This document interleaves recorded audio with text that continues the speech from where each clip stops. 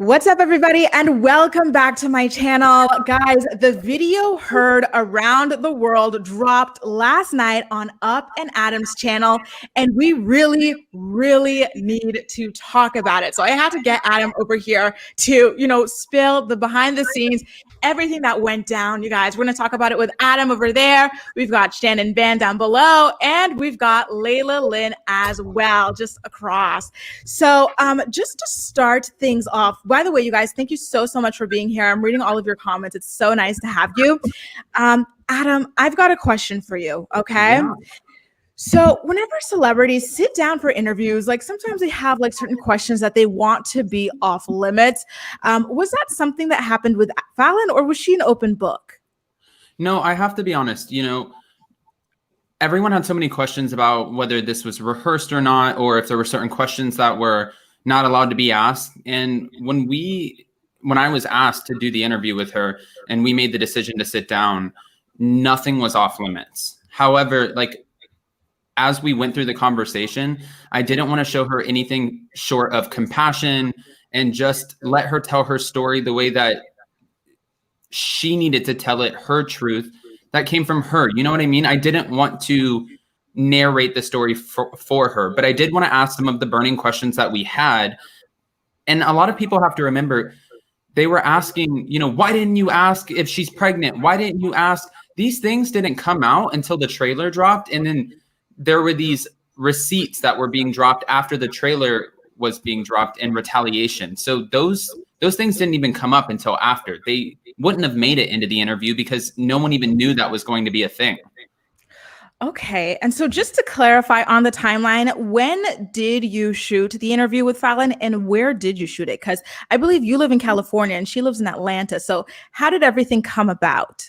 So I lived in California. Now I'm down in South Florida, but she's in Atlanta. And I actually flew up to Atlanta to do the interview with her in a studio, probably about a week before the trailer dropped. It was the same week that the trailer dropped. I went there on Monday and the trailer dropped on Thursday. Okay. That's awesome. Yeah. Okay.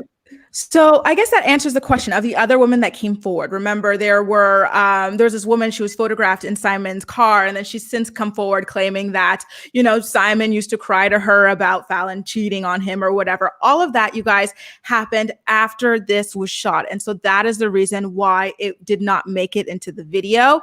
And I believe that goes for her friend Jalen as well. Well, of course that goes for Jalen because that just dropped when the trailer dropped, when, as Adam was saying, when they released the trailer, Simon came out and said, oh my God, Falynn had an affair with this man that, was always around her and was always around Simon as well. So with all of that in mind, Adam, do you think that there's going to be a part 2 based on everything that has since dropped? I think that this was sort of her closing a chapter in her life. We spoke after the interview. I called her because I just told her, oh man, I'm a Cancer and I get so emotional. But I just told her, I'm so freaking proud of you. And just being able to share her story and the way she did it so eloquently, and she just spoke her truth. And this was something that we have to remember. When all of this news came out, the divorce and everything, I texted her immediately and I was like, Falynn, my family, like my parents, have been married 11 times, 9 divorces. I've had brothers and sisters who have come out of my life, stepbrothers, stepsisters, and it's never easy to break up a family. So I just saw, everyone looks at her because she was on the show. So they're like, oh, you're on the show. This is a storyline. Who cares? She was with him for the money, this, whatever. They wanted to just kind of be so harsh as to why she was going through this divorce. And, we have to remember they were together for 5 years. And after spending time with her in the studio, for however many hours that we did, and actually we hung out for about probably 4 hours before we actually shot as everything was getting ready. Her glam team was amazing. We had Chick-fil-A, just hanging out and having good conversation, and getting to know her because I just wanted her to be comfortable with me in person. I wanted to be comfortable with her. That way it would read through. So it wasn't like this, I'm first meeting you, let's sit down and let me dig into your business. Yeah. Good for you. You know, I definitely felt as though you handled her with a lot of compassion and care and like, you know, genuine on all fronts. And I think that that's very important when it comes to this sort of an interview. So Shan, what did you think about the interview overall? Is there anything that kind of stuck out to you about Falynn, the timelines or anything like that? I don't want to sound shady.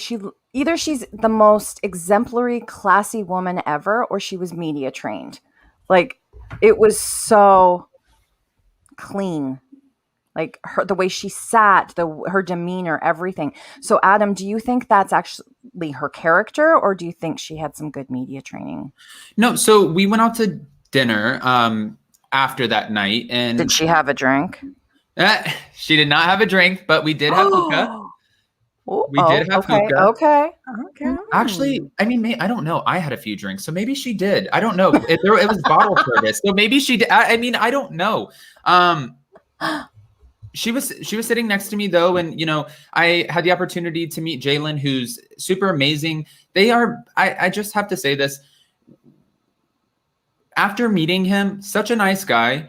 They're best friends. You know what I mean? Like, do you know when you have, I've been accused so many times when having a best friend, like, oh, who is that? And who are you with? And that was when I was with insecure people. And they always thought something of this person who I relied on so heavily because I could tell them everything. They would tell me everything. We could be there for each other through the good and the bad. And that was like my ride or die, but there's no interest there. You know what I mean?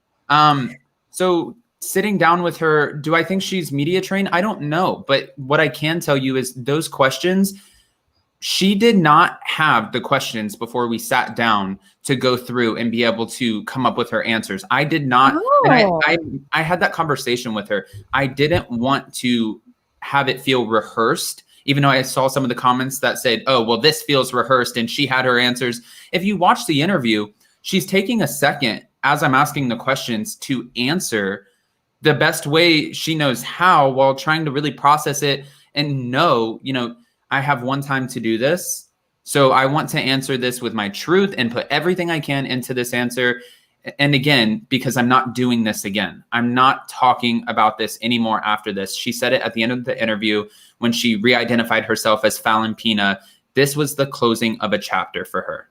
And I noticed in your interview with her, she refused to kind of put any kind of blame or like, you know, mention Porsha really, you know, in that interview. So Lailah, how did you feel about that? Was that something that you were expecting her to talk a little bit more about, like, especially because, you know, Porsha was in her house, you know, and she was hanging around her husband. So you would think she'd have a little bit more to say about that situation. Yeah, she swam in the pool. Yeah, she did swim in her pool. She smoked her hookah, and that's real personal when y'all sharing a hookah.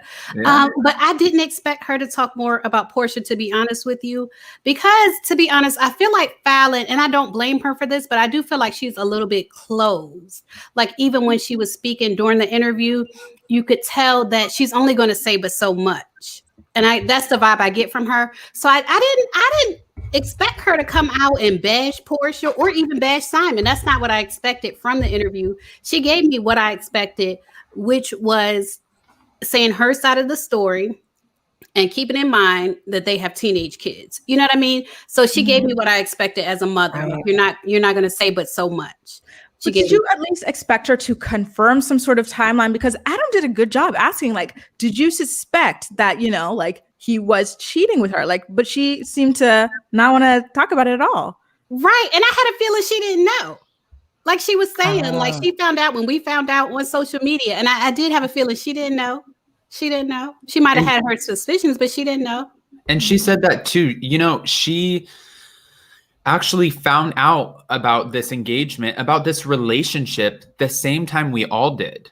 She found out about this very publicly as soon as it was announced. She was sleeping when it was posted. And then she woke up the next morning and got a call from someone that we all know.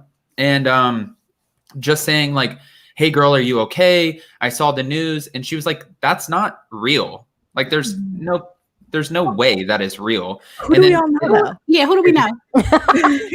Hey, Is it Miss Moore? Let's just say it's one of the cast members who has been very supportive of her online. She didn't want to say her name, so I don't want to throw her under the bus. But okay, Kenya. But you know, she received that call and she didn't even believe it. She did not believe for a second that this was even real. She's like, whatever, let the blogs run with whatever they're going to. Simon would not do that to me. And I guess, you know, turns out he did. Well, here's my question for all of you guys. So she talks about their relationship being 5 years, you know, in total.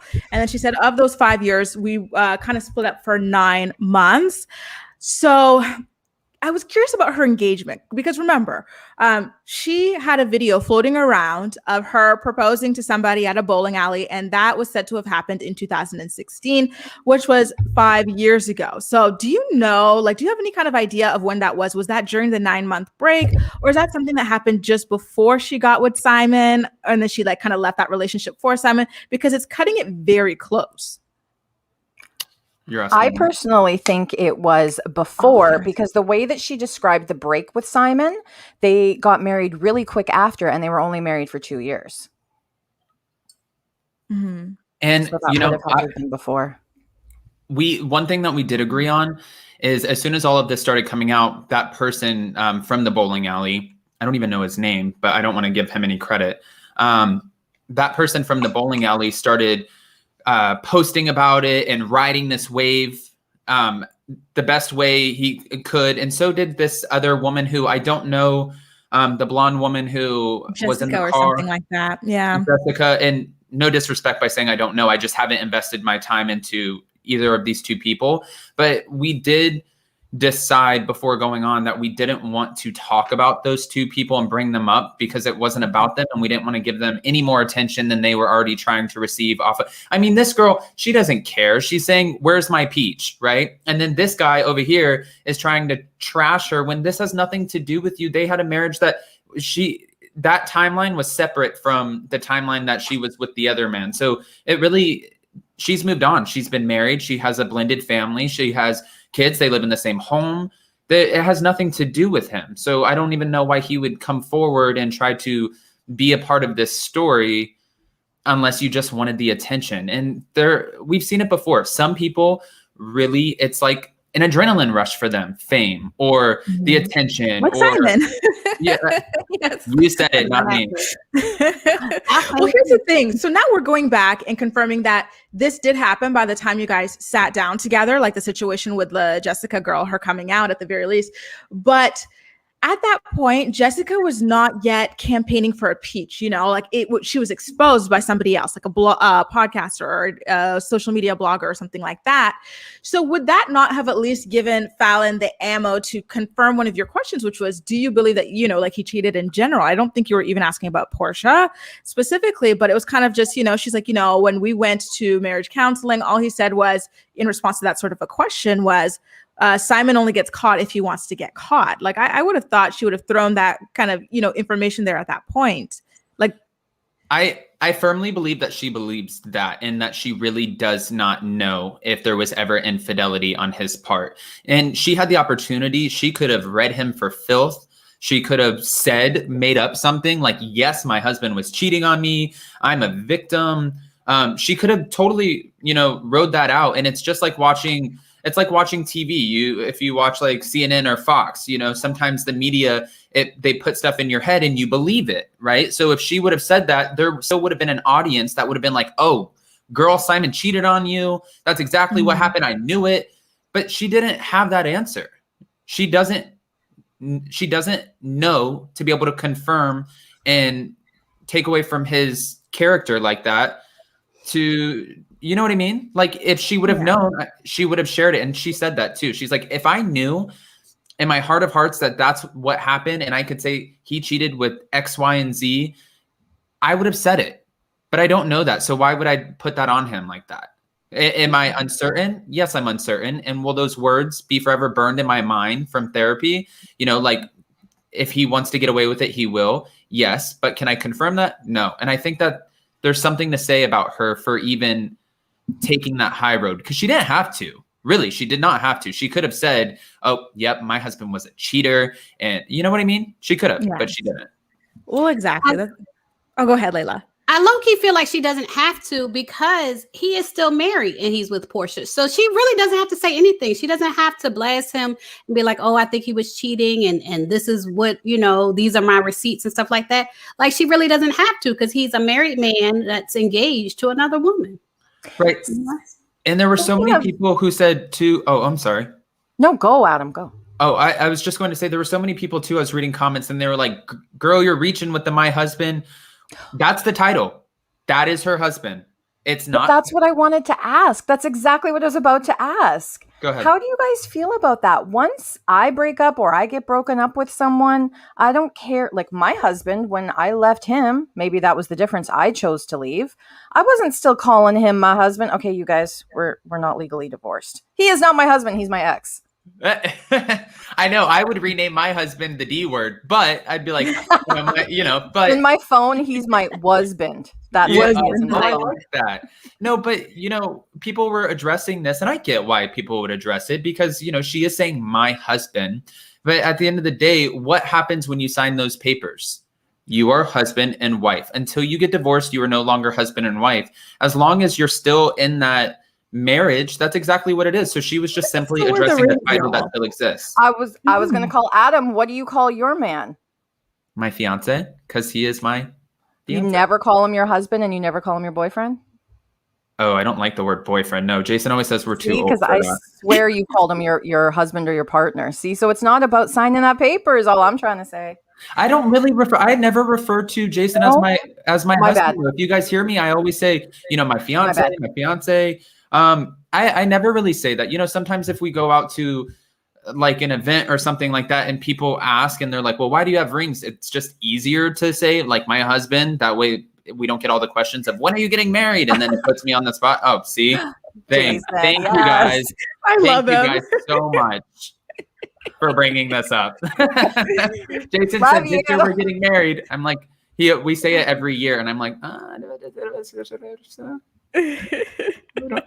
give it time. Well, here's my thing, and it's nothing against Falynn because anyone who's been watching my coverage of this from the beginning knows that I'm 1,000% team Falynn in this situation. She was wronged, like completely wronged.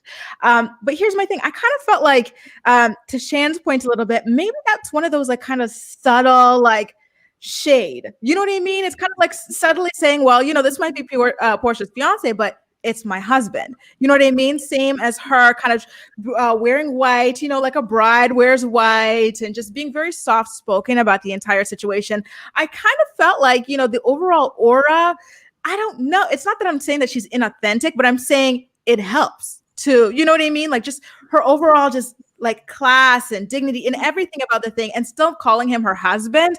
It kind of helps to like subtly paint the picture of Simon and Porsha being, dirty dogs at the end. Do you guys feel that way? I did feel like it was something she said that was low-key shade. You know what I mean? Like she didn't want to come out and say it, but there was some low-key shade. But at the same time, as a person, who's been through divorce, it's a transition. Like it takes time to start calling that person your ex-husband. And once, for me, the start of that was like, once we finalized our divorce, that's when it was like, okay, this is my ex-husband. But, being that their divorce is not finalized yet, I can understand why she was like, if my husband is happy with Porsha, then let him be happy. I can understand the love she was expressing for him, like the unconditional love, like if that's what makes him happy. I can understand all of that. I do believe she loves Simon and I can understand that. But I was curious up in Adam. I was curious, did you get a vibe that she might be scared of Simon? No, I didn't get a vibe that she'd be scared. I think that she was taking into account that her children, his children, may eventually see this. And I think that she wanted to respect that. And she didn't want to expose them to any more than they have already probably been exposed to. There's so many other people who are writing and calling her names, calling him names. And for her, I think she was doing her best to protect them. I really think that was the focus. I don't think it's I'm scared of him because if he comes after me for this or whatever, she wouldn't have done the interview. And to be honest with you, you've seen the receipts. The interview, they tried shutting it down. Like they were trying their best to shut down the interview. Did you personally get letters as well? Because she showed screenshots that she got. Were you served with anything from him, like a threat? I didn't receive one thing. Oh, So he's bullying her. Like he's going, and that's what, you know, really, right? I've never been contacted by him or anyone from that team. I've never been sent like a cease and desist or kind of a gag order, like you better not move forward with this, or you're going to kind of get this sort of backlash, or I'm going to take you down. I didn't receive one thing. Mm-hmm.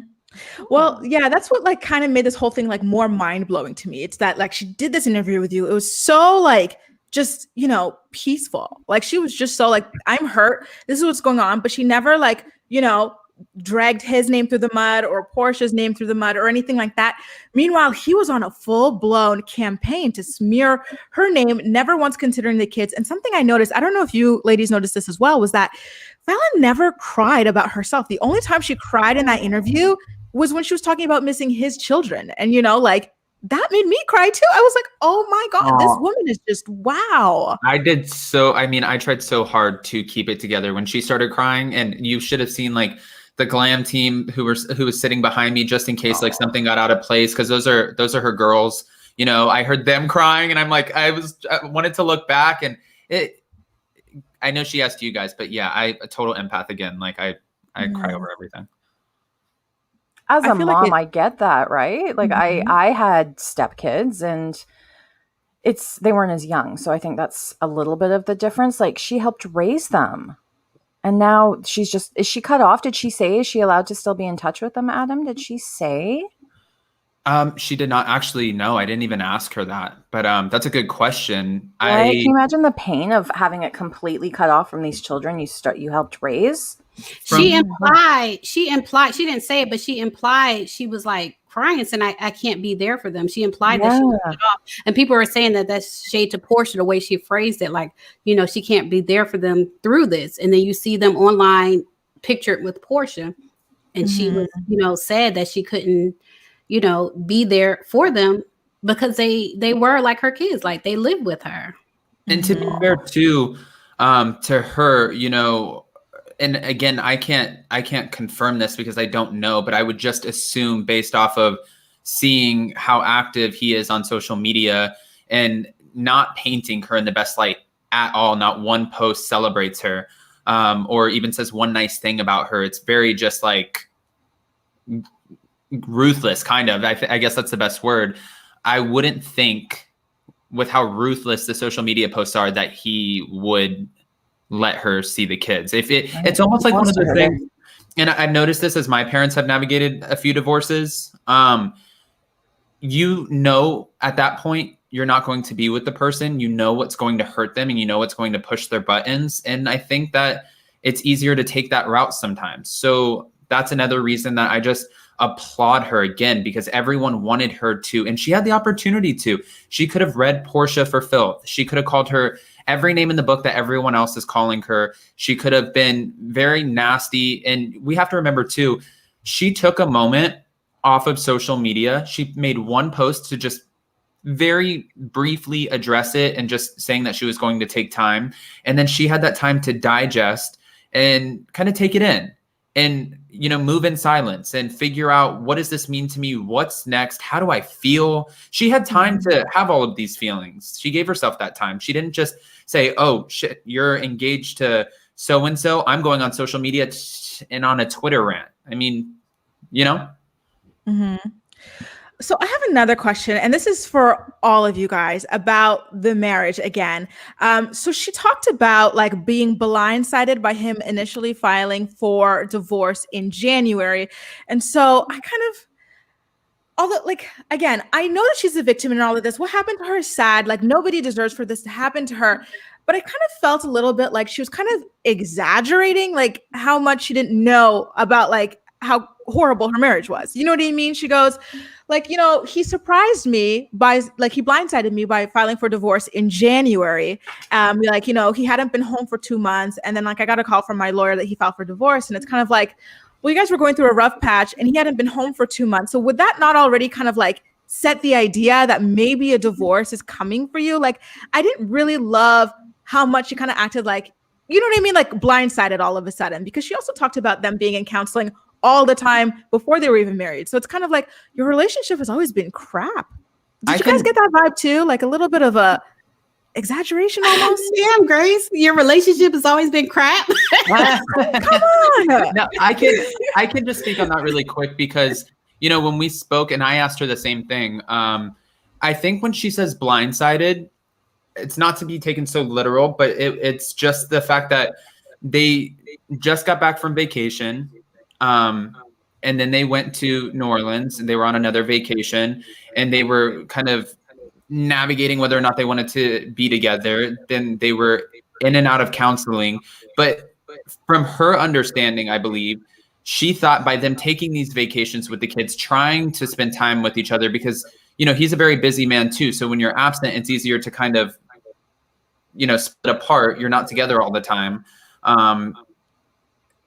I really think that she was blindsided with hearing from an attorney, one, because she thought with going on the vacations and going to counseling that they were really working on it. And two, I think that she thought, and I think we would all think this, that you would just want the common decency and respect to just sit down and have that conversation. If Jason and I were to split up, he's not going to hear it from an attorney. I want to sit down with you and I just want to look at you in the face and say, we had a great time, but this is not working.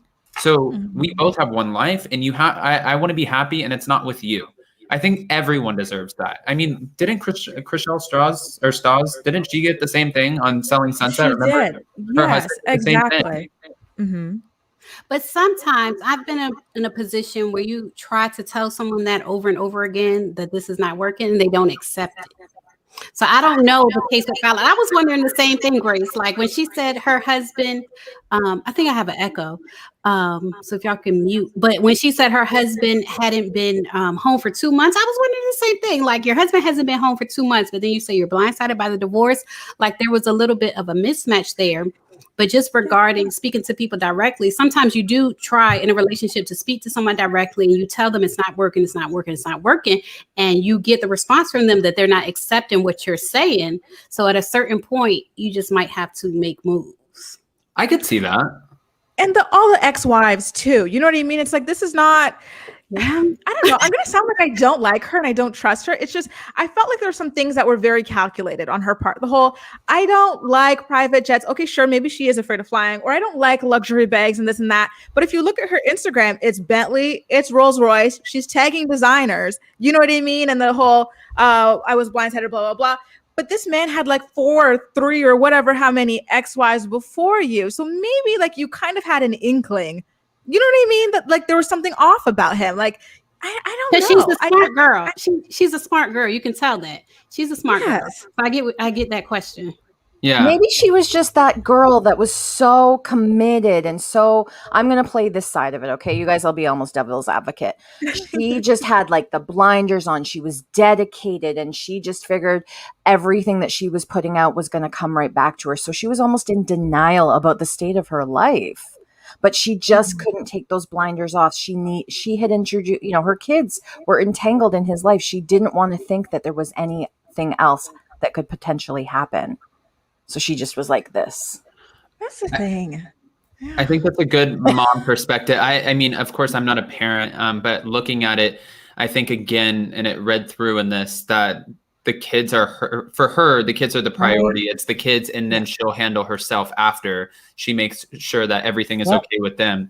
To be fair, I do want to just kind of plant this seed when we talk about the Instagram with the designers tagged and the Bentleys, and that was her life, and it does look good for social media. But if you look at her social media before she was ever involved on the show, it wasn't this over the top glamorous, whatever the case is. And when you sign a contract with Bravo, you are sort of, I don't know if it's in the contract, but you're sort of expected to be very active on social media. If you're going to be a part of the Real Housewives, showcase that glamorous life that you have, show why you fit in, why you were chosen, why, you know what I mean?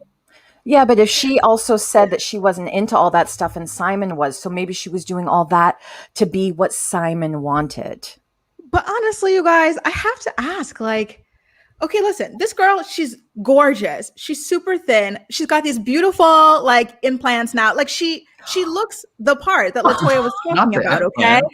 Do you really believe that a woman that looks like that, with all the options in the world, even if she doesn't go, like, you know, even if they're not rich or whatever, is going to go for someone so old with so many ex-wives and so many children? Like, am I really supposed to believe that? Because I personally do not.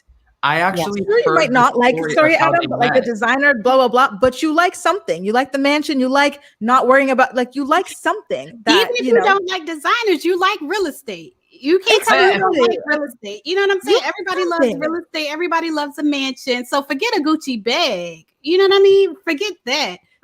It's the real estate. There's something. I don't believe it was 1,000% genuine. It's like, you know, me Ashley telling me she's genuinely into, you know, Michael the ass grabber. Like, really, sis? Really? No, not Michael the ass grabber. Grace, you're hilarious. I love the ass grabber. Think about it though. The 3 kids, she needed that security. She's so young already with 3 kids. Maybe he was telling her everything. Like, he's a narcissist, I'm pretty sure. So he was probably telling her everything she wanted and needed to hear. And she's like, oh my God, security for me and my babies. Because again, the children are her priority. Again, just devil's advocate. Well, that's the thing, like, security goes along with all of that. Like, you know, some people see like designer bags and cars and whatever as just that, but it's a symbol of being financially secure. And so I kind of felt like she was exaggerating a little bit, that she didn't care about his status or anything like that. I believe she did care. And, you know, like you said, Shan, maybe it wasn't for herself, but for her kids. But on some level, I believe that that's the reason she got with him. Adam, let me ask you, did she mention like how she grew up? Like, did she grow up wanting, like, you know? No, she said that, honestly, through our conversation, 2 things. One, she didn't grow up with all of that, obviously. We spoke about that, but it just wasn't something that she really thought about. And when she first met Simon, she didn't meet him in a setting where it would have been so abundantly clear that he had this wealth. She met him and it was in a very crowded room, and they sort of kind of bumped into each other and then struck up a conversation. And from what I gather, I've never spoke to the man. I don't have anything negative to say about the man. He was very charismatic, and just he came off very sweet, and he gave her attention. And, you know, I think we could all say easily he has the wealth and she doesn't, you know, hold the candle to the wealth that he has. And why wouldn't she, you know, be with somebody who can level up her life, right? But at the end of the day, it's like, that just comes with I think it just comes with the territory. What if she would have been with somebody broke? Then why are you with the broke person? It's like, I don't know. I think she really just kind of expressed the fact that he's just a very charming guy, and he made her feel special without all of the luxuries and everything that came with it. Just the words of affirmation and just showering her with like that. And that put her on this pedestal, and it made her feel beautiful, and it made her feel like, you want to accept my family. You want to make us a unit. And I think that was the most important thing. I don't know, because I don't necessarily live in her head, you know, and I can see where everybody would be like, well, girl, you still had the bags, and you still drive the Bentley, and you still live in the mansion. So were you with them for the right reasons? That was my number one question too. But when she got with him, she signed a prenup, and she's walking away with pennies. Like $300,000. Yeah, that's true. Less what did you say? From what I saw, that is true. You know, I think it's less than that. When you look at it, it was like $133 from a house that they sold, and then a $50,000 payout. So it was like, but when you said that. Sorry, I thought the house was $250 or something like that. Then she got something else. But go ahead, Lailah. The thing about it is, when she was talking about the prenup, how she, you know, once she signed a prenup, she never even looked at it again. It was like, okay, I get that, not looking at it again, because you're like, as long as I could keep this man, then we don't have to worry about the prenup. Like, I can live a luxurious lifestyle as long as I keep this man. So that's the part where it was kind of like Grace was saying, it's like pieces are missing. Like, you're saying you don't care about this, but then you're marrying a $40 million man. So it doesn't necessarily match up. It's like Erica Girardi, you know, she's been with Tom. Well, she was with Tom, like 20 something years. And she's like, she gets these comments, and it's like, well, you know, yeah, you're still here and everything. But I believe that, like, there's, you know, money is a reason why. Right. But not like solely. And it's not to say anything against. I think, if you're beautiful and this is what you want, go for it. Live a nice life. You know what I mean? Like, benefit from patriarchy, but just be honest about it. I kind of feel like I'm being manipulated a little bit, gaslit. Woo! A teensy bit. Adam, what do you think about that? What do you think?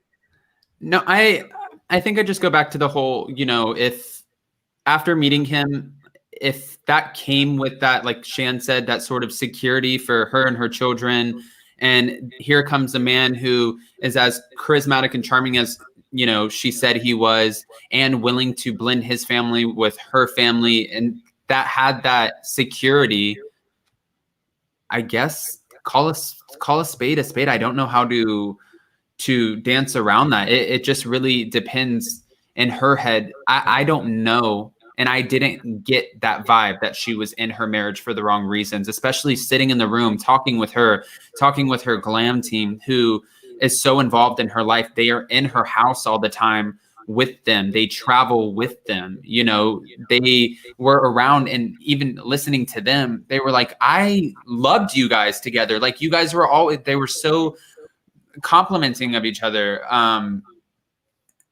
They couldn't even believe it. And they saw it. They kept on saying, I was listening to the chatter while I was going through, my notes and stuff, and listening to them talk. And they were even saying, like, how basic of a life she actually lived behind these mansion walls. She didn't, go out and spend all of this money all the time and do, X, Y, and Z. She really just was a stay-at-home mom who was focusing on, maybe, do I want to be on reality TV? No, I don't. He wants me to be on reality TV. Okay, so I'll do it because he's telling me it's going to give me spiritual growth. And then maybe after that, I can do something entrepreneurial. But really, she was just living a very basic life behind these big walls, taking care of her kids. Yeah. It seems like Lailah has something to say about the spiritual growth. Go ahead. Look, I won't go say nothing. I noticed on Simon's page, I noticed a lot as I've been covering this story that he posts a lot of spiritual stuff, but it's like a conflict. Like, he posts all the spiritual stuff, and then you have the blonde girl saying, he was buying me Coke. You know what I mean? Like, if we could be honest, or Coca-Cola, I'll say. So it's like with Simon, it's almost like you feel like it's a conflict. Like, is it phoniness? Are you just a spiritual person, but yet you're still with these girls doing coke? Like, what is going on here? And then for him telling her, I think reality TV will help your spiritual growth. Like, that doesn't match to me. I have a theory about that one. And it's a really far-fetched theory, and I haven't matched the timelines to the theory. Go ahead. We've all heard about the reality TV curse about relationships. And we've heard the comparisons that she got Kelsey Grammered. So was it like Simon's like, I know the reality TV curse. I want to break up and I want to set her up. So here, this is going to be good for you. But the timeline, I don't think quite matches because they broke, or he just couldn't push through. He couldn't give it the time needed. There's something like, why was he so invested on her being on reality TV when she clearly isn't that kind of person? What was in it for Simon? Just the fame? His businesses, girl. He's got businesses in Atlanta. I think he wants to promote. We can see though from social media that, again, you have two types of people. One who likes the attention, feeds off of it. It's an adrenaline rush. They go with it and they ride that high. And then another person who wants to kind of be behind the scenes. If you go back and watch that very first episode where we were introduced to Falynn, you see that he's right up front and center, waiting out there by the pool. And then while they're all jumping in the pool, he's sitting there watching on camera, smoking his cigar. Creep mode. Yeah. And it was very creepy. Yeah. And, speaking of spiritual growth, I just don't understand that statement. And I told her this too. Jason and I were invited to be a part of a reality TV show on Bravo. And we did our interviews and we had really serious conversations about it, because for me, I was like, what else am I doing with my life? Like, at this moment, this could be an adventure. It could lead to different avenues that maybe I wouldn't have been exposed to. So why not? And then when we sat down and really talked about it, Jason was very honest with his feelings about how that could potentially affect our relationship. And we made the decision together that, you know what, we don't want to take that risk, because us is more important than some show. And I don't know why that wasn't his stance either. I don't understand the spiritual growth comment. I really don't. Especially, I understand if you're a woman who you are like, I live this fabulous life. I'm amazing. I'm fabulous. This. And honey, I'm going to do the damn thing. And you have that personality. Yeah, go on a show because you want to. But that wasn't her take on it. She was convinced to go on the show. She wasn't really like excited for it in the beginning, and they were knocking on her door for, I believe, 3 seasons up until she finally actually agreed to partake on the show. And he had to do a lot of convincing. From our conversation, he had to do a lot of convincing to get her to even think about it in film. It wasn't something that she did. Reality TV was not for her. Mm-hmm. I just don't understand. Why would you convince your wife if Jason was offered a reality TV show and he said, I don't want to do that. I don't want to make myself look a certain way. I don't want to go on TV and put myself in this position. I would support that. I wouldn't be like, Jason, come on. This is good for your spiritual growth. Duh. Go on TV. I'll be there to support you. He's so manipulative. I think that was his final thing. He's like, I tried to convince her with like the fame, the this, the that, and none of that gets to her. But I know that religion or spirituality or whatever is close to her heart. So that was his final appeal. Meanwhile, there you go. Motive, right? Were his business. I didn't even think about that, but light bulb moment. Yeah. And so, you're right, Grace. Go ahead. Yeah. So that was the end. For him to get her to do it, it had to be through spirituality. Yeah, exactly. I get it. Yes. I didn't even put those two together, but that was a good find. Mm-hmm. Right. Grace is a genius. You know what? I swear to God, I got that Scorpio intuition. I feel like I read through people. You guys, I have a question for you about Porsha saying that, like, I guess after the golf club incident, correct me if I'm wrong, but they felt like she didn't fit the look of the show, or that brought it down. And I'm like, but Kung Fu Porsha running through alleyways, dragging people by their hair, trying to assault people on boats, trying to assault people while pregnant, spreading RAPE rumors, banging strippers in pandemics. She's fine? Like, what? What was that? And listening to what I don't want to say it because she had the opportunity to say it and she didn't. She chose not to say what they actually told her. But telling her she was sort of off-brand for the show because she acted to whatever racial they said. Slurs, right? I mean, it wasn't nice, and obviously we could all probably assume what they said. But when she said that to me, I didn't understand. I'm like, wait a minute. You were provoked. Sure, you grabbed a golf club, but you had you didn't swing that golf club. You didn't put your hands on anybody. You were held back. But it could have been so much worse, and we've seen so much worse. Nene Leakes pulling off Kim Zolciak's wig, Porsha, like you just said, Monique and Candace. We've seen it. Real Housewives of Miami, Adriana hitting Jimmy Krupa. You know what I mean? Like, we've seen it on so many different franchises. This is what? What? Oh, I have a theory, you guys, and I want everyone's take on this, including everyone in the comments. By the way, hi, Kempire Daily. I love him on TikTok. He's so consistent on there. He's so good. Nice to see you. Okay, so here's my theory. I believe that Porsha, because hear me out, Porsha has 9 lives on the show despite all of her violence and shenanigans, okay? And so the rumor has always been that she was sleeping with an executive in the Bravo world in order to stay. So I kind of believe that she worked her magic with that producer that she may or may not have been frequenting over the years in order to get Falynn axed, because she knows she can't have Falynn on at the same time as her to tell her story of what's going on. And we know that Falynn is willing to do it. Remember Michael, the producer. What was that? Michael. Yeah. Oh, she's got a name. Lailah's got a name on the Allegedly. Because remember, Porsha got a scene cut about the Black Lives Matter kind of blah, blah, blah. So she's got some kind of power there. She's got her 3-part special about her Jezebel ways. So why wouldn't she? She's got something going on. Do you guys believe that? Yeah. I don't go ahead. I want to point out one thing.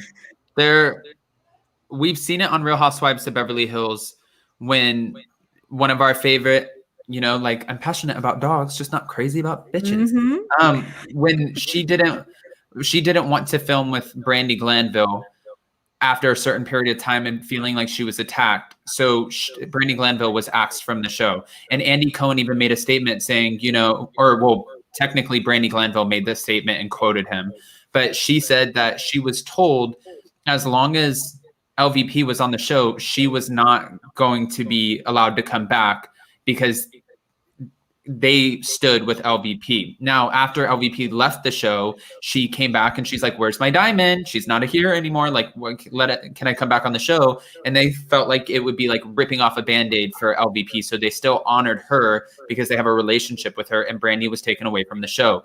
If you go to Real Housewives of New Jersey, Teresa Giudice and Danielle Staub, Teresa was very instrumental in bringing Danielle back. But the moment that Danielle started to cross over and say some things that she shouldn't have, you don't go against Teresa Giudice. She's off the show, And for this, I think that Porsha on the Real Housewives of Atlanta, her role this season was very important, especially because she was at the forefront of the Black Lives Matter movement, and she was using her public figure for that, which is amazing, right? Like, she was advocating and she was out there and she was doing what she should be doing. And that was something that, Bravo has to stand behind because it's what's right. And that she was the only one out of all of them really doing it. So I think that she does. Can I stop you, Adam, right there? Can I stop you? When you say she was the only one out of all of them actually doing it, I mean, she was the only one who was doing it as her storyline. Sorry. Okay. Sorry. Okay. Yeah, sorry, and that's shade, though, isn't it? The only one doing it as her storyline. No. I mean, it was a main part of her storyline, right? I know Candy, Kenya, they were all. Listen, thank you, Lailah. Thank you for correcting me on that. They were all, everyone, was a part of the Black Lives Matter movement, and they were all showing their support, especially on the Real Housewives of Atlanta. But none of them, Cynthia had her marriage. That was her storyline. Candy had her daughter, Riley, and just being this mistress character the whole season. That was her storyline. They all kind of had their own things going on. Kenya's maybe divorced, maybe not. But for Porsha, this was a big part of her position on the show this season, and it was a big part of her storyline. And I think that Bravo has to support that. How can Bravo say they're going to support one person for racial, because she's bringing awareness for racial causes, blah blah blah.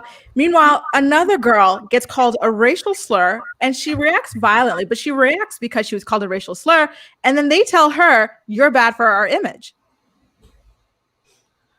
That's interesting. That's interesting. That's very interesting, Grace, because the racial slur was related to the Asian community, because Falynn is both Asian and either African or African American. And so I feel like if there was someone, let's say Kim Zolciak was on the show and she called Falynn a racial slur related to being Black. You know what I mean? It would have been a different response. Good point. But with LaToya calling Falynn a racial slur related to being Asian, they cut out the slur and they just made Falynn look crazy calling LaToya Trini. Mm-hmm. You know what I mean? But low key is a compliment, okay? But yeah, that's definitely questionable. Absolutely. They did that PSA after Kenya wore the headdress. And I know that on the Housewives of Dallas side, they did a PSA standing with Tiffany, who's from Dr. Tiffany Moon, who's from the Asian community. But there has always been, a disparity between the way they treat certain issues. For example, against the African-American community versus the Asian community versus the LGBT community. I feel like, they're lax on certain things. And why wouldn't Brandi Redmond be taken off of the Real Housewives of Dallas for thinking that her video that she did with her kids was so cute? You know what I mean? Yeah, and it was mocking, and it was gross, and it came off not cute at all.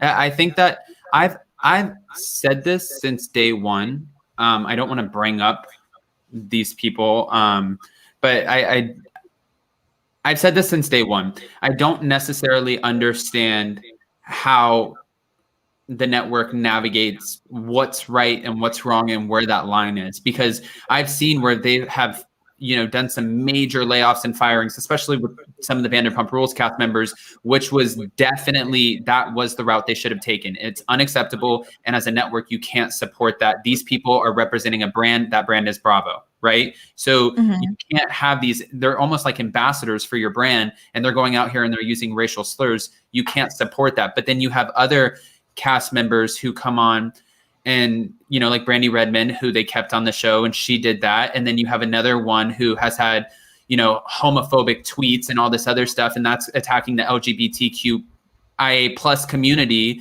But that's okay. We're going to keep her around. I don't understand the line. I feel like it's very blurred, but also maybe she just wasn't a fit, and that that's all it is. She just doesn't fit, even if she has the story to tell. No, please, Like come on. Kim Fields fit. You know, Kim Fields. Do you remember that? How the hell did she fit? Tootie. Yeah. Drew Sidora. Honestly, I love Drew Sidora, but I didn't necessarily think that she was, you know. I don't think she's a fit. I don't think and I always say this, that's okay. It takes a very eccentric personality to be on the Housewives. And if you don't fit that, that's really not a bad thing. And for Drew Sidora, I loved like being invited into her home and seeing her family and seeing that dynamic. But I don't necessarily think that she was a great fit for the show. And the network has a huge opportunity right now, especially like Falynn said, she was waiting to get a call to see if she was going to get that peach, and she was looking forward to it. She had already done this past season, so why not do another season and see how this can progress? And finding out that she wasn't going to be a part of the show, she's like, oh, okay, I wasn't really expecting that. But I think that the network is sort of missing a mark here, and maybe that is to kind of show their loyalty to Porsha, because this would be reality TV ratings gold, bringing her on the show and addressing this conflict and addressing, you were in my house, you swam in my pool, you were in my closet, you were engaged to my husband. Everyone would tune in like they tune in for the Erica Girardi stuff on Real Housewives of Beverly Hills, and like they're going to tune into the Real Housewives of Salt Lake City, Jen Shaw stuff. This is not necessarily someone being arrested, but it's something that we've all, obviously from the view count and seeing that it's been all over the place and everyone's picking up on this story, it's something that we all want to know about, and we want to see this sort of addressed. And she's not having the opportunity to go on the show and do that. And why else wouldn't they give her that opportunity? It's because there's loyalty there. Yeah, and I agree. They definitely have a loyalty to Porsha, and I think Porsha brings in, like, we can't ignore that Porsha is a fan favorite, right? Regardless of what, you know, I may think of her, or, you know, anybody else on this panel might think of her. She is a fan favorite, and so I do feel like they do give her a preference. And so I do love her on the show. I think she's reality, like TV gold too. Honestly, Porsha, I think she's great for the show. She was one of the most interesting people to watch this past season on the show. This was not an interesting season of Atlanta. What did you feel was interesting about? Was it about the Bolo situation, her sleeping with Bolo and then not saying anything? Not that she had to, because I felt like you didn't tell nobody who you slept with. But what was it that you found interesting about Porsha? So there's a few reasons that I watch the Housewives. One is because I know something is going on within their lives. Like, again, I just said the Erica and Jen stuff. So I'm wanting to see it play out on TV. 2 is because I want to see how they interact with the other women. And 3, it's because they're confessional killers. And Porsha is so funny in her confessionals when she's talking about the WAP, and they're like, is there, you know, what kind of WAP? And she's like, oh, not that big. You don't want a big WAP. You don't want to get lost in it. You just want to be able to find your way back out. Like, sometimes when she's giving us these confessionals, I laugh my butt off, you know, and I love a confessional killer, and Porsha gives that to us. So again, I watch it for 3 different reasons, and she always delivers in the confessionals. And that's important to me as a viewer. I don't want to just watch screaming women go after each other all the time. I want a little bit of funny. And she always gives us the look, or she's like, oh, hell no, she didn't just say that, you know, and she gives us that kind of, that sort of element of funny. And I mean, I'm not just saying, if I didn't like her on the show, I would just say I don't like her on the show. I just said I didn't like Drew Sidora on the show. Mm-hmm. You know, I've got a question. Lailah, I think you might need to refresh my memory on this. So Lailah did a video about Falynn not coming back to the show, not being asked back a couple of days ago. And so I don't know, or maybe Adam, because you talked to her, did she talk to you about like whether or not she could come back in a friend capacity? Because we know both Kenya and Marlo support her, and Kenya and Marlo are friends with each other. So why would they not rope her in the same way that when Cordell divorced Porsha, the other guys brought him on in like different like capacities, and then we saw that with some of the other exes. Will that happen, do you think? Or Cookie Lady kind of situation? I don't think that they No, I think, again, this goes back to loyalty. Had they have offered her the opportunity to come on and address this, she is friends with a few of the other cast members, and she still sees them and hangs out with them outside of not filming anymore. They go to lunch and they do things together, and they're building these friendships. So she would integrate into the show just fine. I think, again, this goes back to, we're going to kind of stay clear of this topic and show loyalty to this particular cast member. One, because she's had longevity on the show. Two, obviously, again, she's a fan favorite. We have to give Porsha that. She is a fan favorite. We've watched her transition and evolve probably more than most housewives. Think about it. She started off as the Southern Belle, and she was very proper, right? And then she was, holding these events, and she navigated her divorce, and then she called herself the Princess of Thoughtland. And then she all of a sudden started kind of turning into this new personality. And then from there, she's doing, she's advocating for Black Lives Matter movement. She's constantly evolving and changing on the show. And that's what you need from a housewife. We can't just watch a one-dimensional person. We're watching her grow. And that's what I think has secured her longevity on the show. And I said this too, I think there are two types of housewives. And there's one who comes on and they want to authentically be themselves and come onto the show and, just really be friends with everybody. And then we see them as a 1 or 2 season person, because that's not how this works. At the end of the day, it's a show and there's a format to it. And then there's the other kind of housewife who is a master chess player and knows exactly what they're doing when they come on the show. They know that the cameras are rolling. They know what's going to spark ratings and gather attention, like Lisa Rinna. She's one of those housewives. Mm-hmm. There's two different types. And I think that Porsha is really good at what she does. She knows she's on a show. She knows what's going to get the ratings. And that's not a diss at all. I applaud her. It just means she's really good at her job. This is her job. This is how But is it also a double standard that she benefits from? It's like, okay, but she's beat people like on 3 different seasons and she's still here. Falynn doesn't even beat someone. She just grabs a golf club and she's out. You can't. I feel like this. I feel like Porsha fights for her peach. You know what I mean? And I feel like Falynn is low-key not a fighter. You know what I'm saying? And Porsha has come out. She mentioned, actually Andy mentioned at the reunion that it was, Porsha making this long monologue at one of the reunions that kind of got her to keep her peach after she divorced Cordell. I feel like Porsha fights for the peach. And I feel like Falynn is not a fighter in that way. Like, she's not fighting for a peach. She had to be convinced to be on reality TV. So she's not going to fight to stay on the show. She said she wanted to come back to the show, but you can tell even in her interview with you, Adam, you could tell she's not fighting to be on the show. Like, she's changing her name back to her maiden name. She's going on with her life. She's not fighting for it. And I feel like that's the difference between Porsha and Falynn, even though we might like to see Falynn's storyline unfold with, Porsha still and her husband, if Bravo would let that unfold. But at the same time, just from Falynn's, personality, you don't get that she's fighting to be on the show. Even the girl with the blonde hair was like, give me a peach. Like, she's putting it out there. She wants the peach. She wants to be on the show. She wants that attention, but you don't get that from Falynn. And that makes a difference. Like, the energy they're bringing, whether it's a fighter energy, like I'm a fight for my peach, I want to be on this show, or whether it's an energy like, I want to be on the show, but I'm not going to fight for it.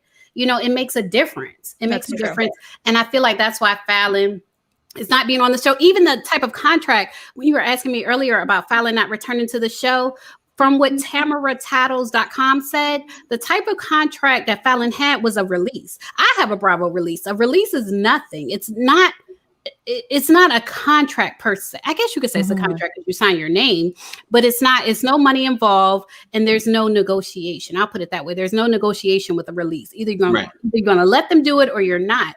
And I feel like for Falynn initially signing the release, but then she's on the show like a friend, like she's doing this, she's throwing parties. I feel like she didn't fight enough in the beginning to have more than a release. Like, be a friend to the show in the beginning. Try to be a housewife in the beginning, but she's not fighting for it because that's not her. Right. I agree with you. Not fighting for it because it's not her. I agree with you. And I think that goes back to the very first thing that we were talking about is just her not fighting for it. I think someone who comes on the show and really fights for it is someone who really wanted to be on the show from the beginning. And that was the decision they made 100% on their own. And I think, her having to be convinced to be on the show she put herself out there and she came on and she's like, yeah, I would do it again. But it wasn't something she was like fighting for. As soon as they contacted her, they're like, we're going to do an interview with you. And she's like, I'm going to slay this interview. I'm going to kill it. They come in and she's going to be a part of the conflict. She wasn't really, I don't think she was really as invested to. Exactly. Right. Yeah, she's not as invested as Porsha. Even so Porsha, her first season. Yeah. That begs the question then, what is she going to do for, real quick before I do this, by the way, thank you so much to make it make sense. Campfire and batteries not included for the super chats and stickers, by the way. Thanks so much for supporting.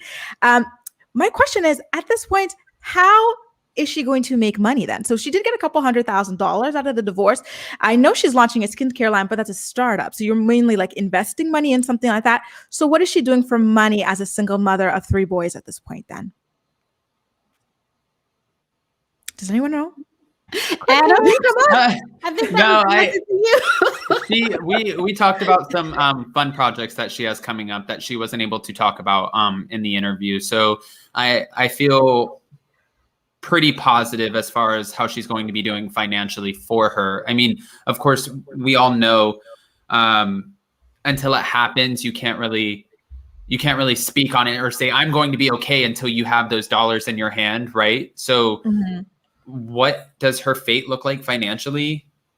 I don't know. I know that she has projects coming up, and I just hope for her that they go the way that we would all want our projects to go. I hope that they go amazingly and she profits off of them. Has it happened yet? No, she's teasing them and their projects. So she hasn't had any financial gain from them as far as I know yet. And with that, I don't want to turn around and say, she's going to make $1 million off of this, because until you have the money, you don't know. I launched a visual dating app when I was 20 years old. And then after that, I patented a panty kit that was the size of a lipstick tube that held a tampon, a panty, a pad, and a wipe in it. And I thought I was going to make so much money and sell that to CVS and do all these other things. Now I'm just sitting on a patent. And then after that, I wrote a book, and that didn't do what I wanted to do. And then I almost went on reality TV, and now I'm on YouTube. Like, you just really don't know.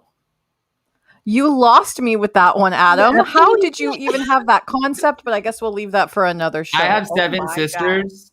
God. So, I have over the course of these marriages of my parents. So I've had over 7 sisters, and I listen to their problems. That's all. I'm a good listener. Oh my God.